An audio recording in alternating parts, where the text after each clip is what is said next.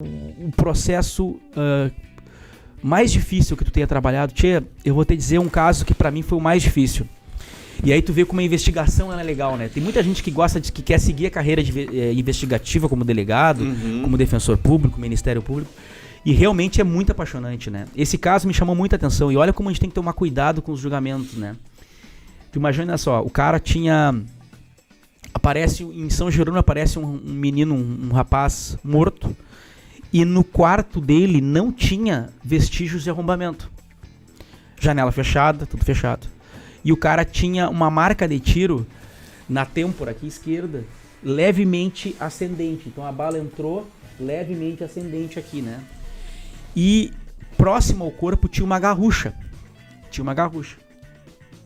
Isso era 1995 por aí. Quando eu chego em São Jerônimo era 2007 e esse júri já era um júri antigo, mas como demorou muito tempo a investigação, estava indo julgamento quando eu estava lá. Olha que interessante como funciona o júri.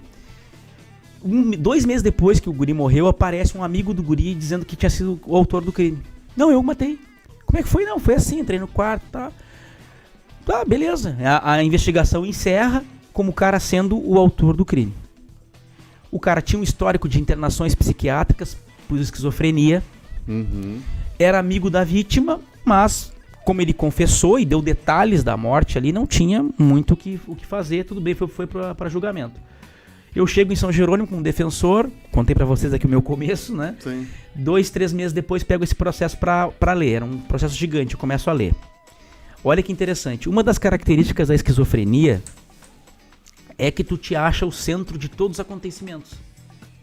Né? O esquizofrênico ele tem uma espécie de megalomania. Então ele acha que a ideia dele é fantástica, ele acha que a NASA tá atrás dele, porque ele tem uma ideia. Sim, ele é o genial da história. Então assim, ele tem essa coisa. O cara tinha essa doença, e eu fiquei meio encucado. O cara não tinha sinal de arrombamento no quarto. Como é que esse cara entrou e matou o amigo se não tinha nada, não tinha sinal de luta? Por exemplo, na unha do falecido não tinha pele. Então ele não se agarrou em ninguém. Não tinha uma unha quebrada, do tipo, né, pegou a roupa, quebrou. Não tava nada quebrado, desalinhado, não tinha marca de... Não tinha marca nos braços de luta, não tinha nada, nenhum sinal de luta, nada. Aí comecei a analisar o processo, vejo no meio do processo um filtro de café cheio de pontinho preto. Não sabia o que era, comecei a conversar com os colegas mais antigos, os caras, não, antigamente, como a polícia não tinha a perícia avançada, o que eles faziam? Eles botavam um produto na mão, acho que era parafina o nome, que abria os poros da mão, passava um filtro de café na mão, e se ficasse cheio de pontinho preto no filtro de café, era o resquício de pólvora. Ou seja, aquela pessoa atirou. Entendi. Era como se uma forma rústica de tu provar que o cara atirou. E na mão da vítima tinha pólvora. Eu já comecei, a vítima naquele dia atirou. Porque na mão da vítima tinha pólvora. Aí no meio da investigação, o delegado à época, que já estava aposentado, perguntou para a mãe da vítima se a vítima tinha AIDS ou não tinha.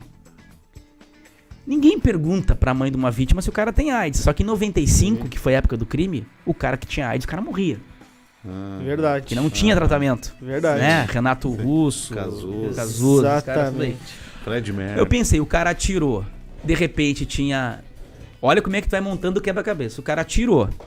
De repente tinha AIDS. Quem sabe não se matou. Não tinha sinal de arrombamento. Tá, e a confissão do cara? Aí fui pesquisar. Não, o esquizofrênico tem esse perfil. Aí eu fui atrás de uma entrevista do delegado. O que eu descobri? O que o delegado disse foi o que a confissão do amigo dele, que era esquizofrênico, foi igual. Então o guri ouviu a entrevista do delegado, no outro dia se apresentou como sendo o autor, repetindo tudo aquilo que o delegado tinha dito. Só que o cara tinha umas 20 internação por bater em professor, porque o cara ficava surtado e agredia as pessoas na rua. Sim.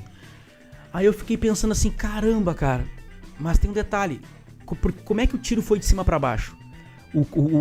A vítima tava de barriga pra cima, e o tiro foi na têmpora aqui, de cima pra baixo. Como é que foi esse tiro? Era uma garrucha artesanal, o que eu fui ver? Medi o tamanho isso tu tem que ver cadáver, tem que fazer uma análise, né? Sim, sim. A distância do braço do cara até a têmpora não dava pra tirar. Porque a garrucha, pra quem não conhece, é aquelas armas artesanais, é uma arma grande. Maior. Então o que aconteceu? Pra ter ângulo pra atirar, ele teve que ficar assim e deixar a arma levemente em diagonal pra cima aqui, ó. Ah, Sim. Pra entendi. poder se atirar, porque ele não conseguia atirar assim. Sim. Então Entendi. ele atirou com o dedão. Com o dedão. Com o dedão não foi aqui, porque aqui não tinha ângulo, porque aqui a arma passava da cabeça dele. Sim. Então pra ter ângulo, Caramba. ele botou a arma aqui e com o dedão atirou aqui, né? Aham. Tá, eu falei, tá, beleza. Agora eu vou pro júri e vou destruir Sim. a acusação, né? Vou chegar lá e vou dizer que os caras estão... Cheguei com essa teoria, olha, deixei o promotor falar, o promotor, não, porque o cara matou, então tá. Aí chegou a minha vez de falar, doutor, acho que nós temos que estudar o processo. Acho que o senhor não estudou o processo. Vamos lá então, olha aqui, ó. O filtro de café, tá aqui, ó, a vítima atirou, não tinha sinal de arrombamento, né? O tiro foi de cima pra baixo, que é compatível com o cara ter atirado, né? Tentando se suicidar. Como foi com o dedão, ele não conseguiu agarrar, porque a vítima de suicídio, ela costuma agarrar, o último ato dela é contração aqui. Então ela costuma se agarrar no revólver. Entendi. Nesse caso, a arma não tava com ele, tava no chão. Por quê? Porque como ele não agarrou da maneira que seria o correto, ele atirou com o dedão, então quando ele caiu, a arma caiu pra frente. Tudo bonitinho. Bah, cheguei lá no júri, o réu era esquerdo. Pro réu ter atirado sendo esquerdo, com a vítima de barriga pra cima na cama, ele teria que estar de bruço, o réu teria que estar de bruço e atirar assim ainda. Pra ser compatível Sim, com o tiro pra cima. sim. Bah, dei um show lá. Que No legal, final, cara. o cara foi condenado 5-2. Foi condenado 5-2. ainda. Caramba. Por quê? Porque aí entra o que é o júri. O jurado, ele julga por livre convicção. O que significa isso? Ele não precisa dizer o porquê que ele está condenando ou porquê que está absolvendo. Se ele achar, ele vai... Não. E como esse cara tinha um histórico de agressão, confessou, aquilo foi o suficiente.